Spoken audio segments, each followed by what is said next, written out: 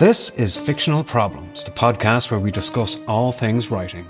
On today's episode, we decide to break our own podcast rules by discussing our own author rules and offering advice against the previous advice we have given about not giving advice.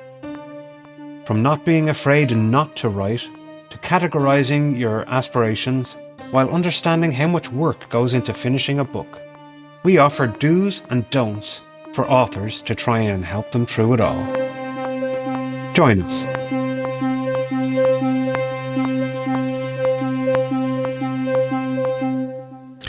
Welcome back to Fictional Problems in association with Speculative Fiction Ireland. It's the podcast where we discuss all things writing with myself, Gary J. Martin. Wait, we do what? And myself, A.R. McNevin. A.R. McNevin and Gary J. Martin here, and we are going to break some rules. Break our own rules. Break our own rule, yes. We're going to break our own rules. It only took us, how many episodes are we in? 30, 35? We're not scrounging for material. Who said that? No, not at all. Yeah. We have previously discussed other writers' rules. Yes. I don't know. I did, like in Pirates of the Caribbean, I want to consider what I have to say more like guidelines than rules. Yes. I would tend to agree as that is a, rather than it being you can, rather than being you should, it should be you can. Yes, exactly. Because rather than it being a limiting factor, and I think we don't like rules. And so, well, one of our rules that I don't think we're going to break this rule. Well, maybe we are. I can't see the future. You have not read. I haven't read your list there, but usually we don't try to give writing advice. Sure. As such, like we don't give lists of 10 things that you should do, or we just kind of have discussions about particular topics, and we interact that way. And if someone gets value from that, that is absolutely brilliant. Good man, Bob, our listener. Bob. Yes. Shout out to Bob, our listener. But are we going to break that rule? We're going to advise people today. So these are yes, they're a piece of advice. Just as you, so from my set of nine approximately, they're absolutes, or they're as close to absolutes as I think one can get. Yeah. Okay. As an I as you will yourself, I've been reading the kind of lists of recommendations from writers for forever, and I did almost universally disagree what they say. There's every now and then when they do say something I agree with, like okay, they accidentally tripped and fell their way onto a good piece of information. Yes, indeed. So this, I hope, is a hybrid of those lists, and we'll actually okay. There's no sort of beating around the bush in no particular order, because these came out in no particular order. Let's have it. Number one is don't be afraid not to write. This is something, because every time I see the writing advice, and it's always write more. Right. Yeah. Why aren't you writing now? Exactly. That demand. I mean, other than for people talking to George R. R. Martin about finishing Winds of Winter. I think he already has. Yeah, I think he's already on the next book. He's all set. I think he's fine. So, but it is a case that if you're sitting down at a computer, or you're sitting down at your notebook and nothing's coming out, don't be afraid of those moments, because that will then just eat up your talent. The idea of you have to write something, it's like, no, you don't. This also comes from the person who's saying write is often someone who has spent so much time that they can turn on their talent at will. Okay. That they can just go, right, I'm going to write, and not only that they can turn on their talent at will, but they can find the place they were in a story and continue on, and they can write pages and pages and pages while you're still struggling to get that cursor off that little blink, that blinking cursor. It still says chapter 1. Exactly. But or epilogue. There is a line that I absolutely adore, which is never compare your chapter 1 to someone's chapter 20. Yeah. And that's what I think that line is from other writers saying, right. That yes, there is that when you do write, you should look to kind of express and expand and you should learn and take what you have read in other places and kind of incorporate and expand your vocabulary. But it's like the 10,000 hours thing. Okay. So to express this slightly, so 10,000 hours is the idea that after you've done a thing for 10,000 hours, you're an expert. You're proficient at least. Well, the line is expertise. Oh, is it? Okay. That that is a benchmark. Okay. However, if you do the same thing over and over and over again, you're not an expert. But you may have spent 10,000 hours doing the same thing over and over and over again. So so it shouldn't be just I'm going to put down the same words over and over again. It should be when you are ready to write that. And write whatever, whether it be kind of poetry, prose, whether it is a silly little limerick, getting it out, sure. Like I knew a person growing up where we were sitting around in Trinity, and she started to write on the newspaper on the outside of the newspaper. She started writing this thing, and it's like, "What is it?" I was like, "I don't know." And she read it, and it's like it's just notes. Just the idea. Just an idea came. That she wasn't really paying attention to the conversation, and that's perfect. But so that's just that right when you. So maybe it shouldn't be right always. Yes. Don't have a demand on yourself. Like I said that I have a target of 1,100 words per day. That is not 100% true, because I'm not going to write 1,100 words a day. No. I might write 2,000 tomorrow and none today. I might. I had one big burst week this week. I think it was 3,500 words on one day. Great, happy days. Yeah. That will be one day out of 12 I write this month. I can completely relate to that way of doing things as well, because as you're aware, the second book in the War Souls Apocrypha has been submitted. It's in. It's currently under editorial review. Sure. But there was a lot of time there where I wasn't progressing as fast as I wanted. Sure. I wasn't hitting. I kind of don't put word count targets on my writing day, which I don't know if that's just a lack of focus or if it's not a good way to do it. But definitely in recent months, coming up to the end, it was a case of I was a lot more prolific than I had been, 6 months before. So it was a case of while I was kind of I was not afraid not to write. I could completely agree with that sentiment. There were times when I was reading a lot more than actually writing. I was reading other things. I was kind of reading other books, or I was kind of doing research, or I was figuring out the mechanics of a ballista, for example. Sure. I wasn't writing, but there is a lot of other work that goes into when you do sit down and finally start typing. Yes. So you could do that. Yes, I think I 100% agree that the idea of research doesn't stop when you're starting to write. No. That you continue, that can be a continuous process, especially when you're writing, in your case, a trilogy, that you're writing an ongoing story, that yes, you'd want to get as much research done at the start as possible, but you have to allow yourself, because you're not an expert in, as we were talking before, about in the numerous fields that you were depicting, you are not an expert, so grow your own expertise. Yeah. And use the time, because none of these for me at least is have a specific time that you write. Yeah. So that works for people. Having word counts, or having even a global word count that I use, works for me. Yeah. So that's why that I think none of those things relates to those particular times of that particular practice. But if you are the type of person who, okay, I'm going to, I've put the kids to bed, I have an hour of work, of writing out time ahead of me, then use that to do something other than doom scrolling. If you've got a 2-screen setup and you've got one screen and it's just the Word doc and it's just blinking, the cursor is blinking away, then use the other screen to go and actually throw yourself into the world. Yeah. Read back over the first book or the previous book, or the previous inspirations, that you may find that's where you need to kind of do rejig yourself into. Revisit the inspiration is a very good one. Yeah, absolutely. And even though you may not do anything in that hour, then the next time you sit down, you can it's almost like you're prepping yourself to go back in. so the second or even the third hour suddenly you have that burst moment where suddenly you have this you write and you can't stop. That where you're normally 8 till 9, you actually write until all the way to midnight. Like, okay, that was a good day. Yeah. And then in the zone, I believe. Yes, some people would say yes. Yeah.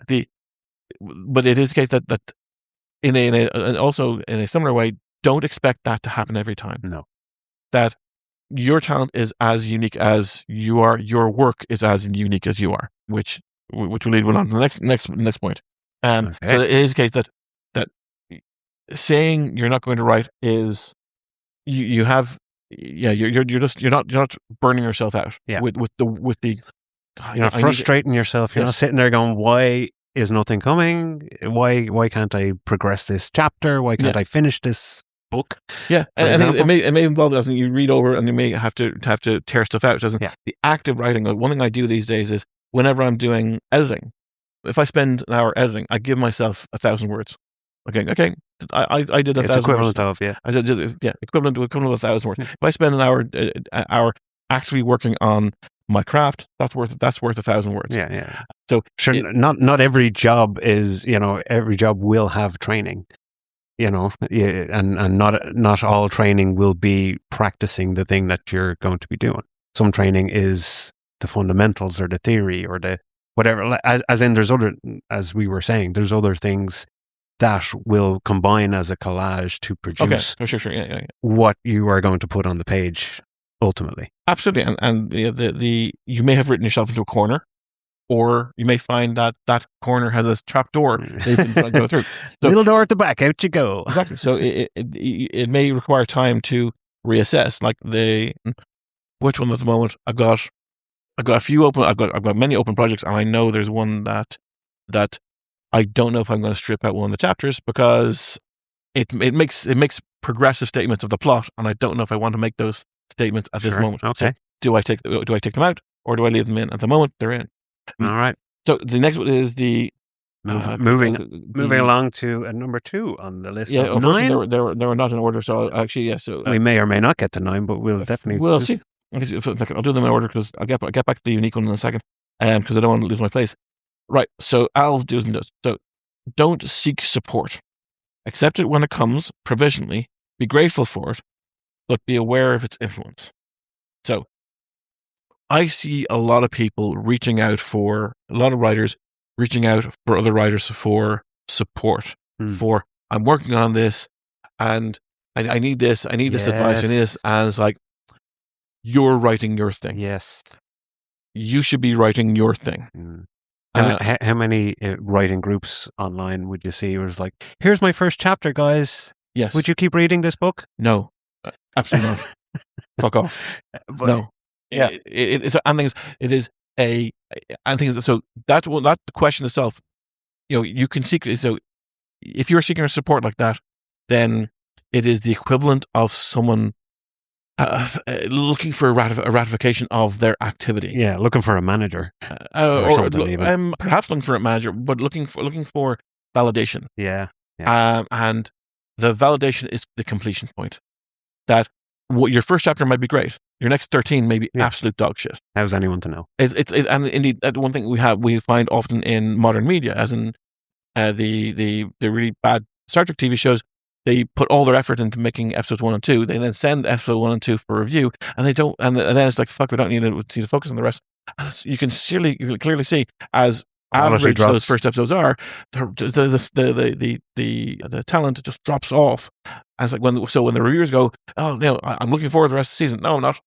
So when someone says, here's a thing, if you seek support, be aware of it. Yeah, that you are then no longer writing your own thing. Because if someone comes along with a better idea, then you're no longer writing your. And the thing is, that can be partly a positive. That sometimes you go, actually, no, I shouldn't be writing this way. Yeah. I should be writing this way. There's one guy who is in one writing group I'm in, and he comes on every so many months and goes, I'm having a problem with this type of magic, and I go, read a role playing book. Yeah. So and it's like so. Is it the type of magic he installed in his It's his own world. magic. His own magic. He's having a problem with his magic Okay. system. It's like I'm trying. I can't figure out how to get these two things together. Read a role playing game. Yeah. Read any role playing game that has that. There is shit tons of role playing games out there, and they're designed to say a fancy system for magic, for super science, for whatever. Yeah. But the reason why I mentioned this guy is that because very, very recently he was on the forum saying that fire is a terrible way. Fire magic is terrible. I can't do it on a one-to-one basis, and I can't figure out how to have two guys fighting with fire fighting with magical fire. And I was like, Okay. it's the most common thing you will see in a role-playing game of here's firebolt, here's fireball. Fireball. Exactly. It's the most fucking common spell. And I'm there going, are you read role-playing games? Yeah. Just read them. And I think they'll tell you, they're not telling you, they're showing an expression of how they have chosen how to express things, so you can learn from it. So, but it's the other side of seeking support is, and this, I think I mentioned this in a few of things, that if let's say support is personal, then, for example, you are working on a book, you show it to your spouse. Yeah. Your spouse does not react in the way you want them to react. Okay. Now that could be simply they react in a negative way, or they don't react as positively as you want them to react. Right. That is a negative, and that's going to have a negative impact on your story. So why didn't you laugh? You didn't laugh. What page you on? Yeah, sitting over the shoulder, watch it. As I go the fuck away. Have you reached this bit yet? Yeah. Well, what do you think of that? Like, oh, yeah, I get that. Because their experience of the book is going to be completely different. And do you actually want them to be honest about it, or do you want them to be? Do you want to be your critic or your supporter? Yeah. So finding that support and seeking that support is very, very dangerous. Understand if you are giving your work to someone, understand what you're willing to accept as impact. Yeah, if you get carried away with comments, even I suppose having a book out there and getting reviews, you know, like I know it's a different animal, but if you take it all to heart too much, then, like you were saying, you're not writing your story. You're writing some sort of, you know, something that's put through a prism, or it's you know, it's tainted with other people's opinions on what they think they would do if they were writing that thing that you're writing. Yeah, which is not helpful. Yeah, to anyone that is currently writing. It's not helpful to kind of go like I said, putting the first chapter or a prologue up there and going, you know, is this good? It's like, well, okay, yeah, you can get people to say it's good, it's bad, whatever. Yeah. But if it's a case of then you take those comments, if there's any comments, and you then now get that prologue and change it completely so it fit with, you know, commenter number 107 said that I should add more fireballs. So now I'm putting in 20 fireballs, and you know, you trust yourself. Yeah, because this one that I think I made reference before this, that I wrote a screenplay a few years ago, which I must turn into a novella about AI, and I gave it out, and I think it was the 9 people who came back to me on it. I didn't give the ending. Yeah, sorry, the thing didn't have. It was involving a courtroom, and I didn't give the judgment. Okay. And 5, I can't remember which way they went, but basically 5 were on one side and 4 were on the other side, and they were absolute in their. This was there was no gray area. Okay. It was like either essentially innocent or guilty. It was a 5-4 split, essentially even.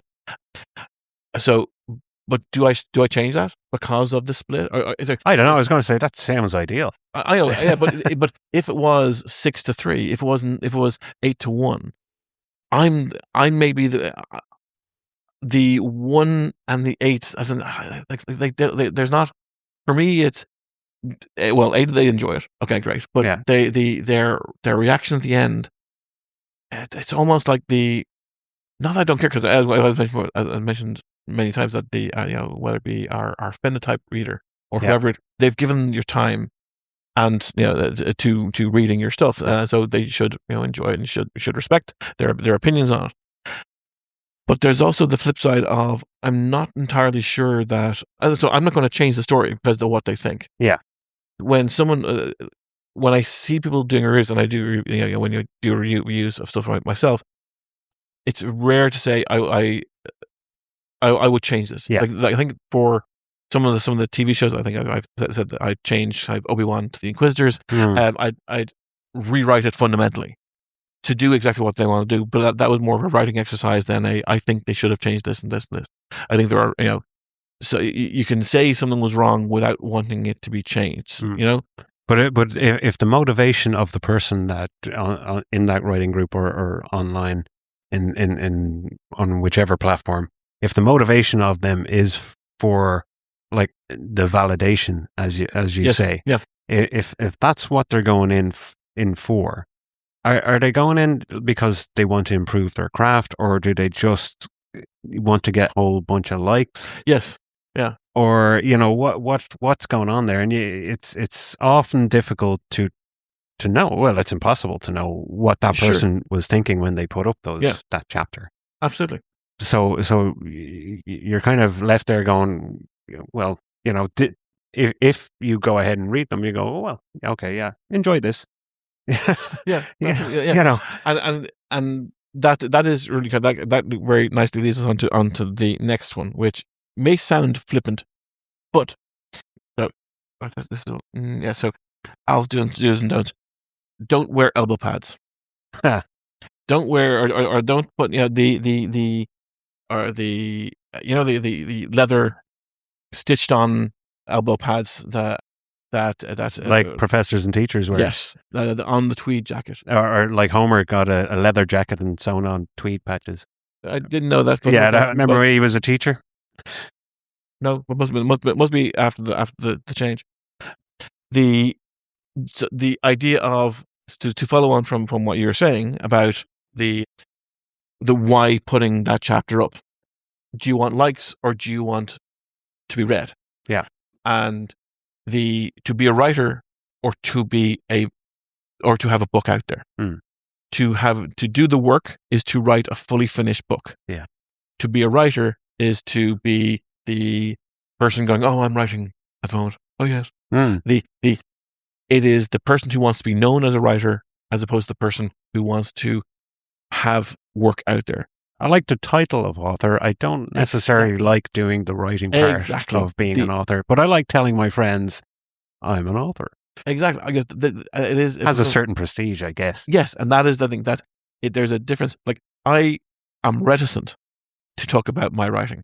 I've now got 12 books of different types and things. I have put the work in, and I'm still kind of reticent about. I write. Yeah. I don't call myself an author. As in someone says, "What are you going to do?" or "What are you doing?" or "What's your hobby or passion?" I write. Yeah. Rather than saying I'm a writer, I'm an author, and even though those two titles can apply to me. Yeah. It is like I remember back in the late 90s, early 90s, where there was kind of the game design push happened in Ireland, and I knew a lot of people who were doing this. They would eventually would have their Twitter handles, their email addresses would be the company name.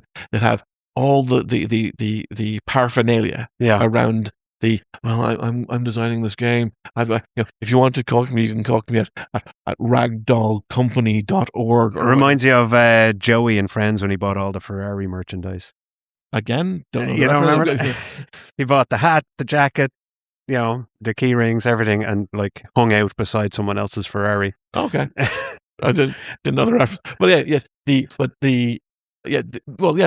In a way, sorry, I was sorry. I was trying to remember. It's like, no, I didn't remember at all. But Friends wasn't a thing for me. Sure. The act of being part of the conversation, of being, I want to be a developer, I want to be a game designer, without actually wanting to put the work in. Mm-hmm. And a single chapter is okay, great. You've got to an end a single chapter. That's nothing in comparison to a book. There is, because not only are you going to change that first chapter, yeah, but it has to link into all this. Undoubtedly, yeah. So that first chapter may turn out to be the fifth chapter because you realize, actually, no, I need to put work in beforehand. So it is a part of the whole, sure, but it's just a part. You might as well judge the book by its cover. Very much so. As opposed to its first chapter. Yeah, the amount of information provided in there is, it's nice, okay. It's, whenever someone goes read this, I do not want to. There is a absence of fact, an absence that you're providing to me. That I know I'm not going to get the answers, and like I know that I knew this one guy a while ago who published the first 4 or 5 chapters of a book and sold it and got money off it. Okay. And people going, yeah, we're looking forward to seeing the next piece. It's like, yeah, he had no intention of writing it. What? He never did, because he thought he saw him writing as a money making scheme and didn't make enough money off it. Okay. Of course you're not going to make No, of course not.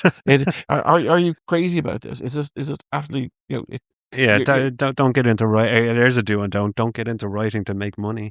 Yes. So, have another job. Yes. If you can. Oh, yeah. If you may be one of the fortunate, rare, 0.001% of individuals who can make a living, who can pay their mortgage. Yeah. It's probably a higher percentage than that. I don't. But that's so.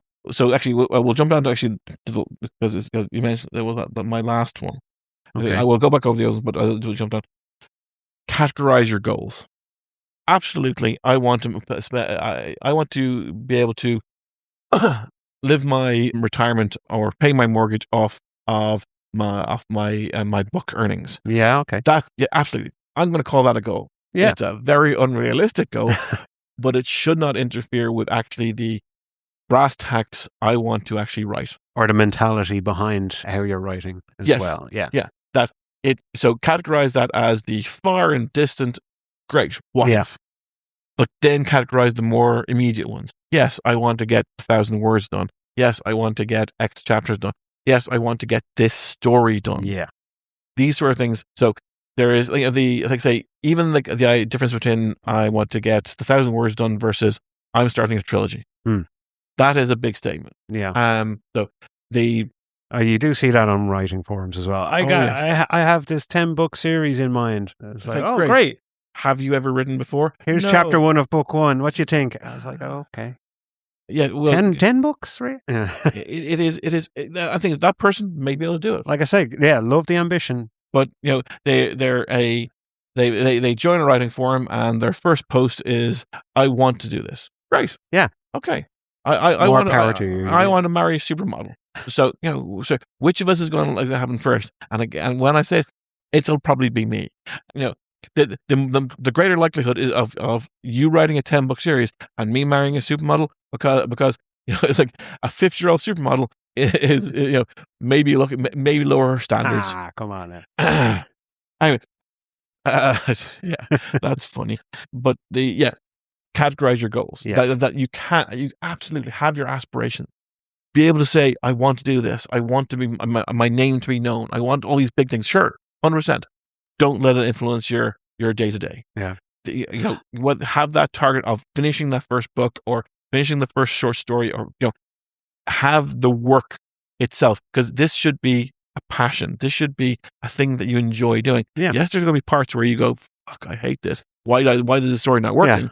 But then you get to the other side of it, and that's all. Then it is the positive. Yeah. Now, I do remember telling some individuals, not necessarily close friends, but like very lovely comments of people when it is mentioned by someone else. Oh, have you met?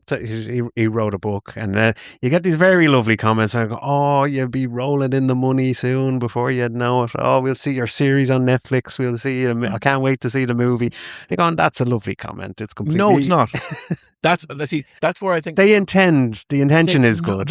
No, it's not. That's the thing that I don't. That thing is and so they intend it lovely. Sure, okay. Yeah. Sometimes that's how I took it anyway. Yeah, and grand. But I don't take those things as it's fine to be like that. It's like, oh yeah, good. I think it's just something to say as well. Perhaps. Yeah, it's because they have no understanding of what it takes to get there. Yeah. and this is, as in all likelihood, that person hasn't read anything you've written. No. So I don't have to respect the reader aspect of them, because they often probably won't. That they have no interest at all of reading your work. Great, okay. Yeah. I will happily take your null opinion about my work and ignore it. Yeah, but like I say, it's probably just a nothing comment. That seems nice to say in the moment. It is there. It comes back down to the expertise we're talking about in the last episode. That it devalues how much actual work. And that actually, yes, this is the 10th point. This is my 10th. We found number 10. We found number 10. That it is ultimately, when you're looking back over your book, understand the amount of work that went in. That's for sure. Because no one else will. Yeah. Another writer will go. It's like if you if you sit down with another writer and go, yeah, finish it. Fucking like, oh, well done, man. I got to the end of it. It's like, oh, I'm here. I'm with you. I get you. It's the quiet nod. It's like, it's the 1,000-yard stare of, I fucking understand it. I understand where you are. Yeah. I've been there too, and I'm halfway through my next one.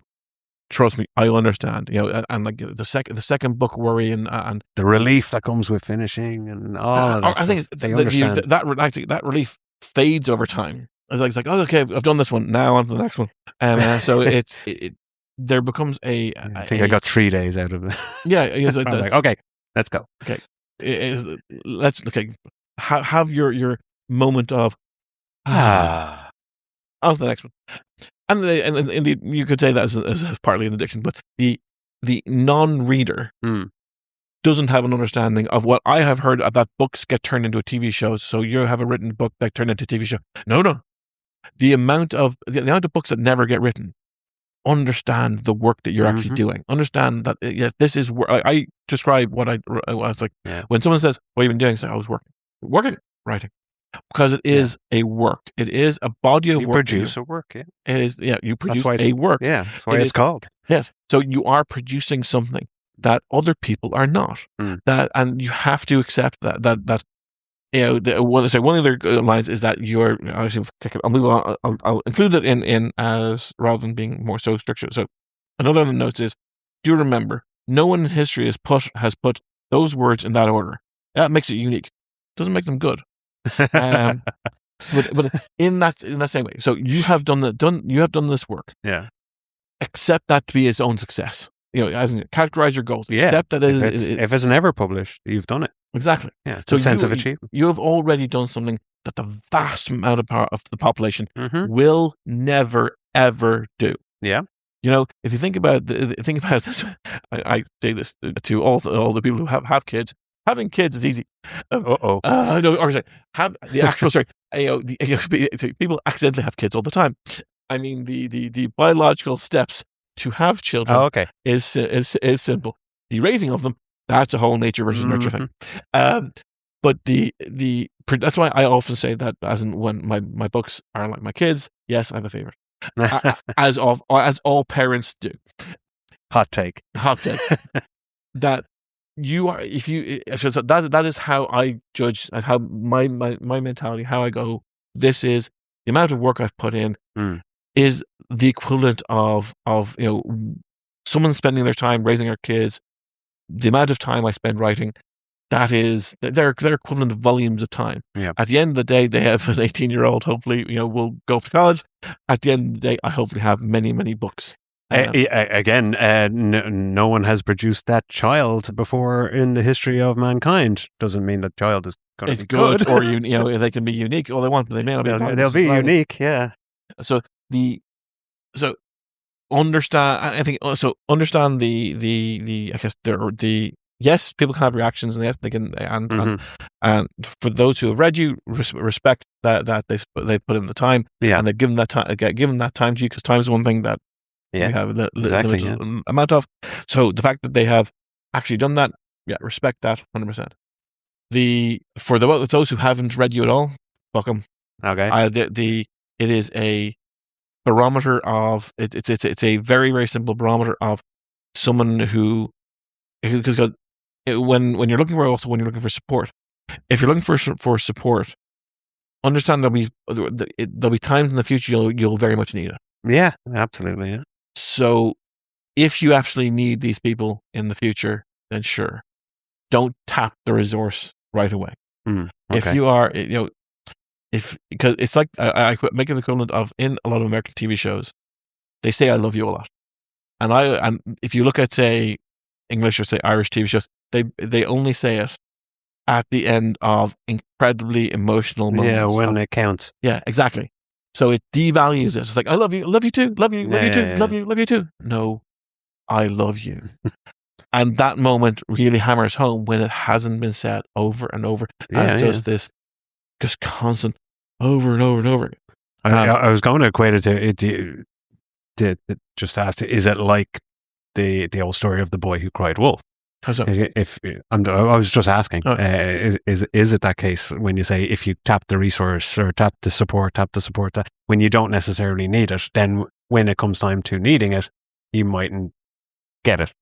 Is that kind of a point? Yes. So that one thing that you can become dependent on, which I wouldn't exactly be the analogy, and that you desperately need it, and then it's not there. Yeah. So yeah, there's a corollary, sure, but the idea that at some point you're going to, like, if especially for people who you can clearly see the support that also it becomes a test. So if you say I need support X, and if they don't show up, then just as giving a test read to someone and expecting them to like it, and then taking that on board as a personal insult or they didn't like it, then that's going to have a negative effect on the relationship. Yeah. Understand that as that there's a difference between you and the book. Yeah. And a lot of these things, a lot of these comments that I realized in hindsight is about differentiating you from the book. Yeah. As in, you don't put the elbow patches on a book on the corners of a book. Oh, that's an idea.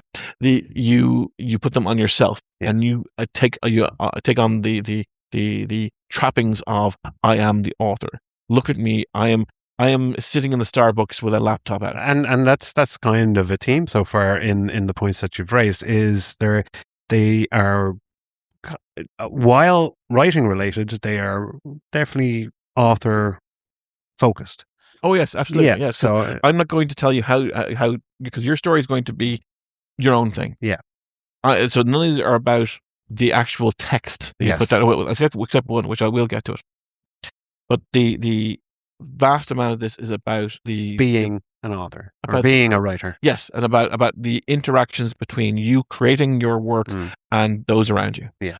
As an example, the next one would be when asking for advice, remember, you don't have to take it. Yes.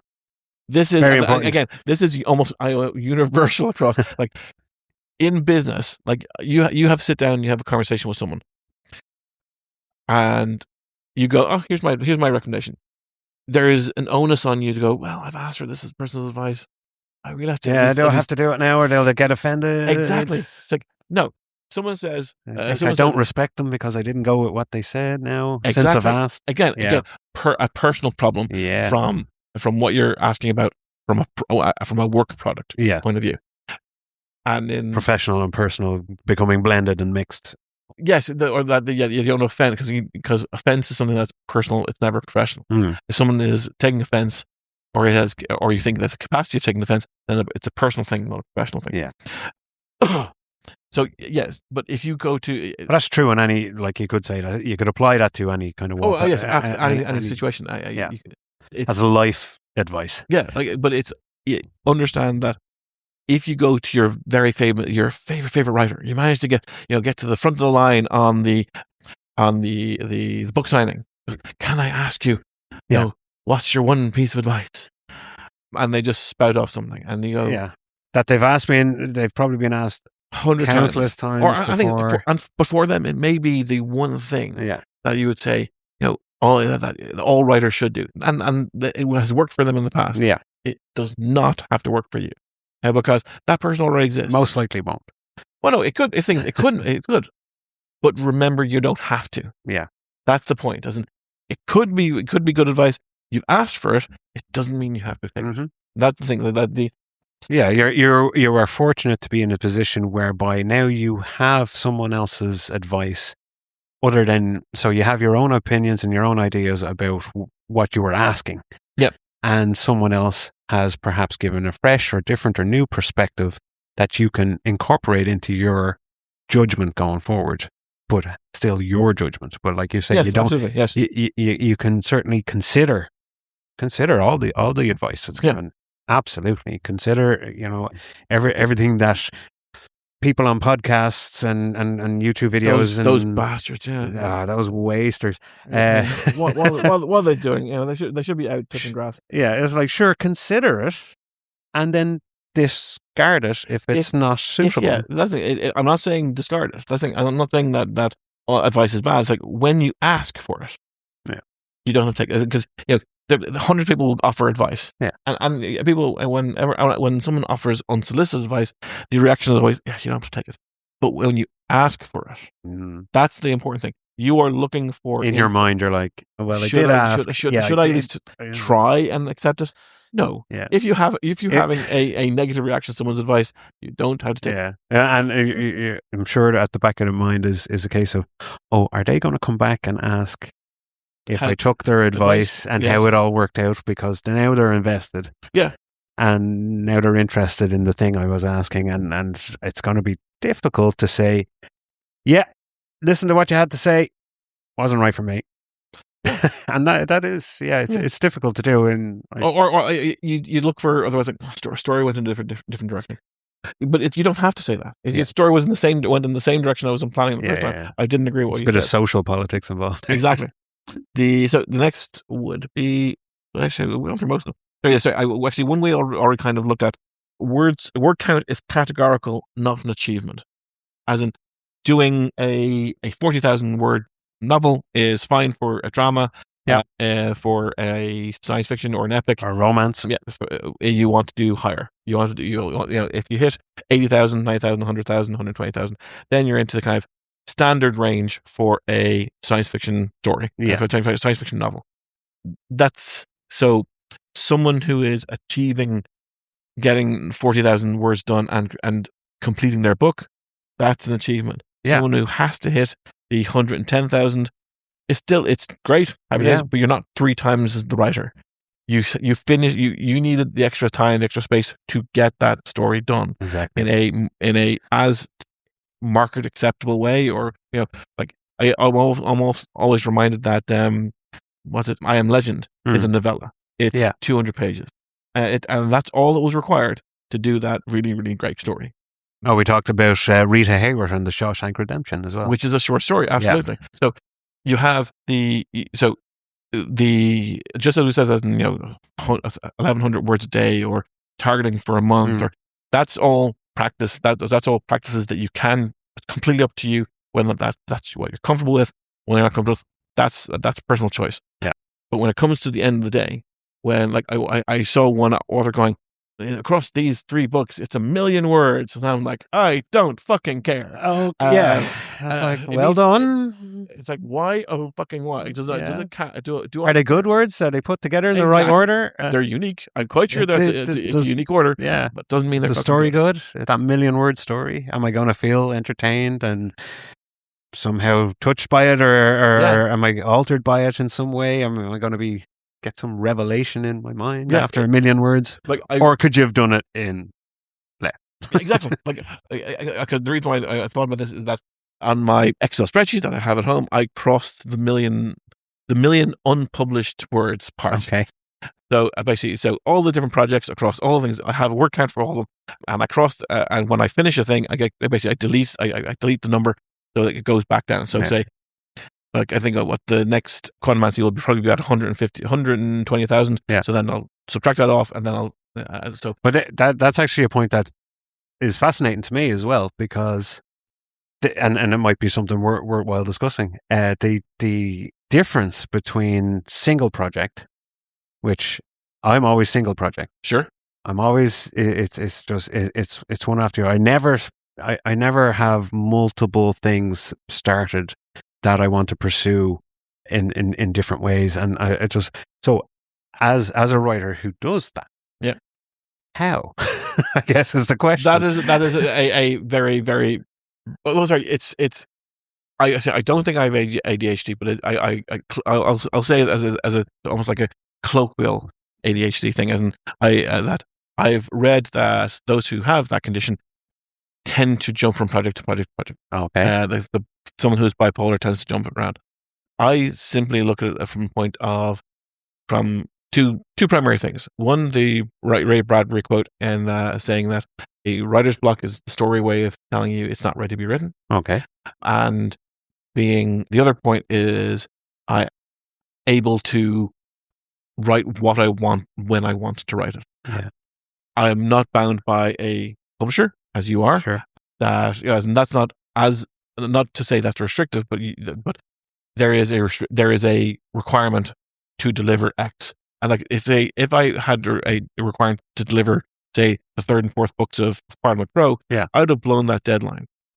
If I had a requirement to hit the fourth book of Quantumancy, sure, I could probably hit that before the end of the year. Yeah. Or the third book of Soho. There's things that I could have hit. Yeah. If I decided tonight, okay, I'm going to go home and focus on X, Y, or Z. It's and indeed, I could try and force myself. I could be more disciplined. And in part, sometimes I do try, say, if I am, as you mentioned before yourself, about how you had a greater push. Yeah. You had, you're a bit more, you're writing, the words were coming out more in a fluid way. I was reminded of Back to the Future 3 when they throw the cylinders into the train engine. Yes. That reference I get. Sorry, I'm bad at references today. But yes, that reference I get. Yeah. The color-coded ones. Yes. That if I have built up a lot of steam and I want to keep going, to use your metaphor, and I go, no, okay, right, okay. I've got Danny finished. I'm halfway through Edgar, and I know what I want to do on Thaddeus. Okay.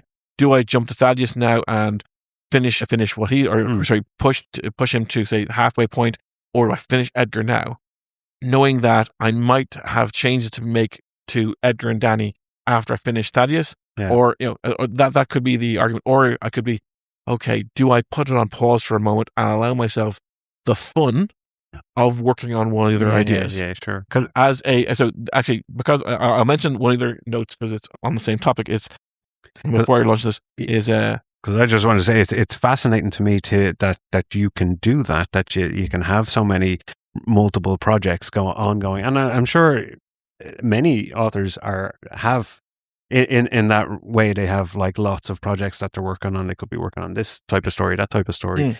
It's something, I don't know if it's discipline. I don't think it's discipline. I just think it's perhaps a lack of being able to do it the other way for me. I don't think I could manage that all in my head at the one time. I don't know. I wouldn't want to categorize it either way. Yeah. Because it is the case that it's like having, I guess, in a relationship, as in you are monogamous and I'm not. to that I can't jump away. It's like to use you're a player. I'm a player. What? Oh, boy. To use a more role playing reference, it's, I guess I would be more comfortable being the DM, so I can jump from character to character, sure, rather than being the player. Yeah. So not being a player, I'm the GM. But that's the nerdiest response to someone calling you a player that I could possibly imagine. Yep. I'm happy about it. I'm not a player. I'm a dungeon master. I am a fucking dungeon master. Hear me fucking roar. Excuse me. I think you'll find I'm a dungeon master, not a player. Fuck yeah. Right. I'm actually thinking about this. When I did play D&D last, every character I was playing was multi-class because I didn't want to just play one thing. I think I've got one other, maybe to say two others I haven't mentioned so far. One is ideas are a dime a dozen. So to your point, ideas are a dime a dozen. Do share. Now this still printout I happen to bring with me. Okay. What is this? This is something that I did this week. So I went back to 2012. All the documents I've written up, all the little ideas I've had that I've cobbled together. I've got 4 active stories at the moment. Mm-hmm. I've got Quantumancy, Soho, Parliament Crow, and now Exploit. Right? They're the 4 active projects. Quantumancy is, I would say, about halfway done. Parliament Crow is has been sitting at a third for a very long time. Uh-oh. Soho, I wrote the first chapter just so I could get it out of me, and I'm about halfway to 3/4 through for the second and third book for Exploit. This list here, Yeah. which so that's the 4 I have to have active projects out. I have another 9 where I have books in different forms of completion, including completed books that I'm not happy with. If you think that I a hater when it comes to other work with publisher, just consider how much you hate your own stuff. How much I like. There's one called Dark Horizons, which is about the survivors on the generational ship. Yeah, and it's finished, and I want to go back and it's about novella length, and I know when I'm finished with it, it'll be about twice as long. Okay, because there's a lot more stuff I want to add because it's a nice story, but it needs more. Yeah, and there's another one called, I'm going to forget it. This is your own project that you can called there's a Labyrinthine Lamentations, working title. Whoa. Which is finished, and again I'm going to go back and rewrite it and essentially put a new protagonist into it, or sorry, to expand a new protagonist, because I think that the newer version is better. What is on these pages here? What about Lament Labyrinth? Is sorry? Never mind. What goes from here is just a single a name and a single paragraph of so this was 4 and 8. Sorry, 4 and 7 of 12 through to 45. Wow. Of the different ideas that I want to write. Okay. I think this has already been added to, because this does not include Aftermath. Yeah, I mean, after all, you did print it out earlier in the week. I did print it out, and what I've done is I now went along and added basically a single column. Yeah. Of text to expand out, and I want to do it for each of them. Ideas are easy. I think if I gave this to anyone, they go, "Oh, that could be right." Yeah, write it. 100%, go for it. Write it, because your version of what that is from a single paragraph is going to be very, very different than mine. I think there's so much stuff there that I will never, even if I could say, if I quit my job and could functionally write the rest of my days, I could not fully express all those 45 ideas, because they are multiple book projects. Some of them are single novellas, some of them are multi-book endeavors, and that's not even including trying to complete the 4 projects that I currently have open and out there. It reminds me of that line from the Game of Thrones TV show where they kept saying words are wind. Insofar as ideas are easy, it's like you can have many, many, many, many, many ideas. It's about application, execution, application. So share. So when someone goes, "Oh, I don't want to tell you the idea," oh, it's so great. Like, or especially I encounter this when people who are writing time travel, and I go, "There's three types of time travel." Oh, I found a new one. Tell me about it. Oh, I can't. You have to read the book. Then you haven't found it. If you can't encapsulate it down, it's my unique selling point. So I have to read it, and then I could then use it in my own. Oh no, he couldn't. It's mine. Well, no, I could, because it doesn't matter what it is, because if you found a new concept, then a concept can be reused. I'm not going to use your fucking time machine. I'm going to use your concept, or maybe it doesn't exist. Yeah, and it is like when I hear people talk about, especially around Game of Thrones, because it was confirmed recently that or I don't know how recently, that in Winds of Winter, it will happen that Hodor will hold the door, essentially. Yeah. But instead of it just being him being a door jam, he actually fights. Yeah. He stops. He's in that moment he's a warrior. But it doesn't mean that Bran is time traveling. But he's time traveling mentally. Okay. It also means that it has already happened. Thus, it's a predestination paradox. Thus, it's already one of the 3. So you can. So there you go, folks. So so he's not inventing something new. It's doing it in an interesting way, which, as it turns out, he's already previously written about. Yeah. Okay. In one of his sci-fis. So yeah, ideas, they're a dime a dozen.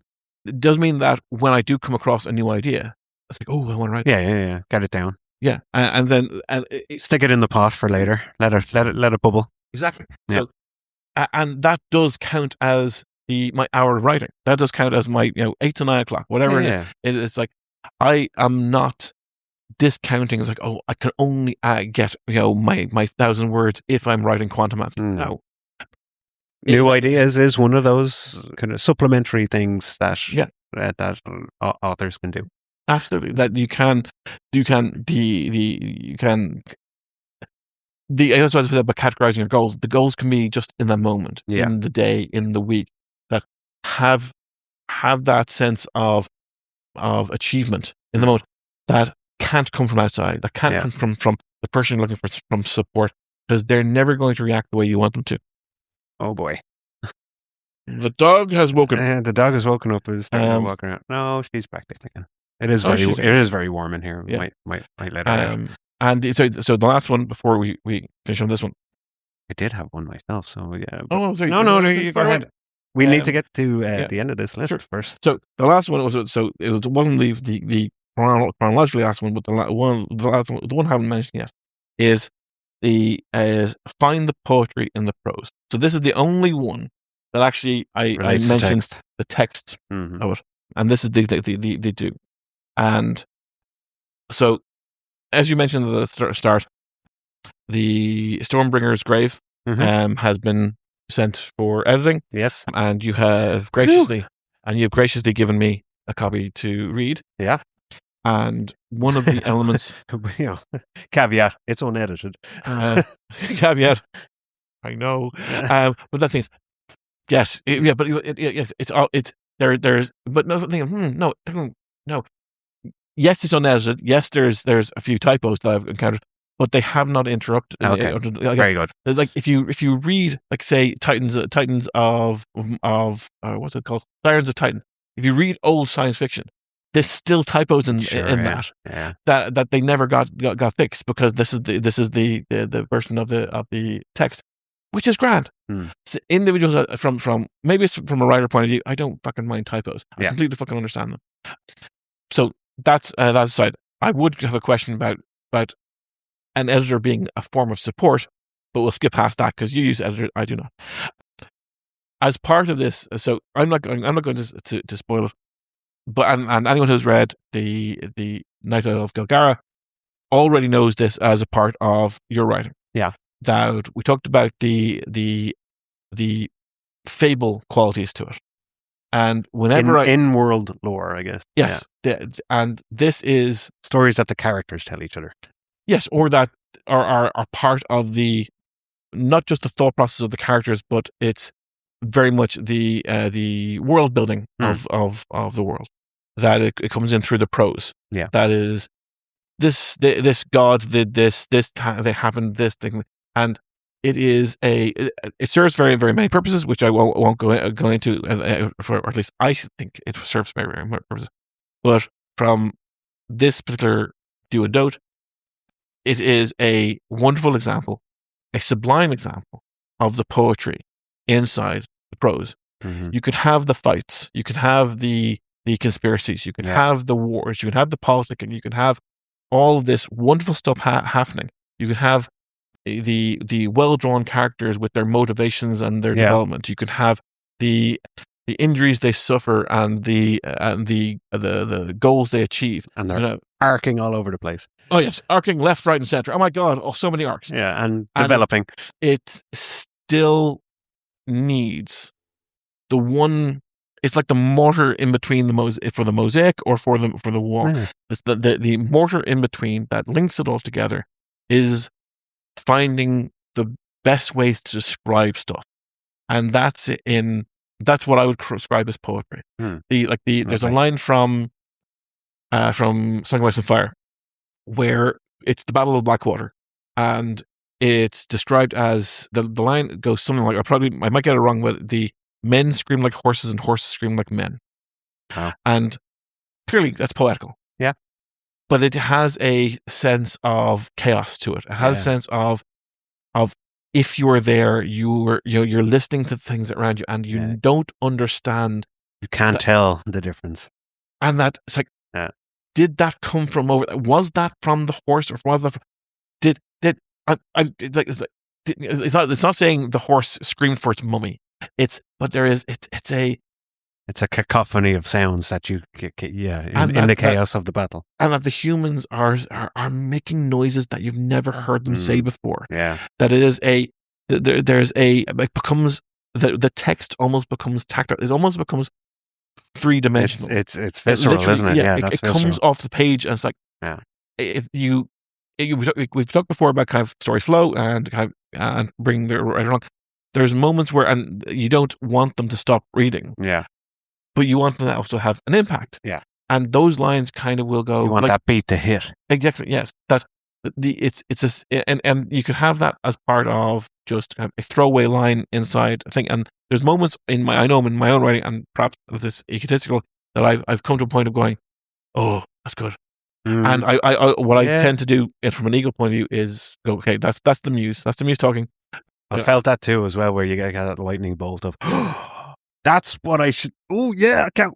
Where's my laptop? Well, actually, what tends for me is I've written it and I go, where did it come from? You're tip tapping away and then stop, like. Or often for me, it's when I read back. Okay. Like if I go all the way back to like the start, and there's a little thing, and I'm like, oh yeah. Who wrote this? Someone else wrote this, because this is awesome. Yeah, and that's and maybe that's like point level. Enjoy your own work. Yeah, the idea of having those moments. I take an ego. I go, yes, this I thought was very, very nice. Should be fun. I found it shouldn't be the product. Yeah, is the book. You're not spending 100 hours of your life on a book. You're spending on writing. Yeah, if writing isn't fun for you, yes, why do it? Go do something else. Yeah, sculpt. Yeah, it won't be always fun all the time, like nothing is. Yes, but if it's not something that you enjoy and something that you want to like just love doing for the sheer sake of it, then you probably need to go do something else with your time, and that's probably best for everybody. And maybe come back to writing in a few years' time. No, there's no harm. There's no harm. This is not saying you can't be a writer, but the work will be better. The result will be better if you're enjoying the process. I mean, how many times, like I've heard of people as a kid going to piano lessons and hating piano. Yes. As an adult, they come back to it and realize the thing that they had back then, they should have appreciated a bit more. But like now they're going at it as an adult with a different perspective, different point of view, and this is what they want to do. They want to learn piano as an adult, which is difficult. It was a forced thing by the parents. You have to do this. Yeah. Now you're like, I think it was actually Darrow Breen. He's on Russell Howard's podcast, and he's talking about, I think it was languages. That he was terrible at languages. And now it's like he wants to learn. He loves just wants to learn more stuff. Yeah. He always liked science. He always liked maths, but he just wants to learn more now. Yeah. And it is simply the action of learning is what he's interested in. Nowadays, in what is his mid-50s. But and the same as that, as an adult, if he was to go, I hate languages, he's not going to sit for hours and hours and hours on Duolingo, learning extra languages. Why? Yeah. Why? Don't whatever in the conversation. Or whatever interest, hobby it happens to be. Just why waste your time? Exactly. If you don't like writing, don't write. Yes, exactly, because the book is the end product. You're not sitting with the book. Yeah, enjoy it. It takes too long to get in. So that's just as I was saying before about the person who wants to write 5 books or 10 books. If you haven't written the first, you don't know. You don't understand how. Yes, the satisfaction, but how it is a body work. It is draining. It's not just something that you can. I'll spend an hour doing it, then go down and sit watching TV, or do it on the phone, or it is a action. It is a body work. So that's the point. Okay, that's we've broken our rules. I don't know if we've broken the rule about going over time as well. I think perhaps we're about it's thereabouts, and it's our podcast. We can go as long as we want to. Yeah. So to hell with that. But I think we, in terms of rules, we have broken our rules by giving do's and don'ts, and I think everyone will be the benefit of it. with any luck. Okay. And thanks very much. We will sign off here and talk at you some other day. Keep watching the sky.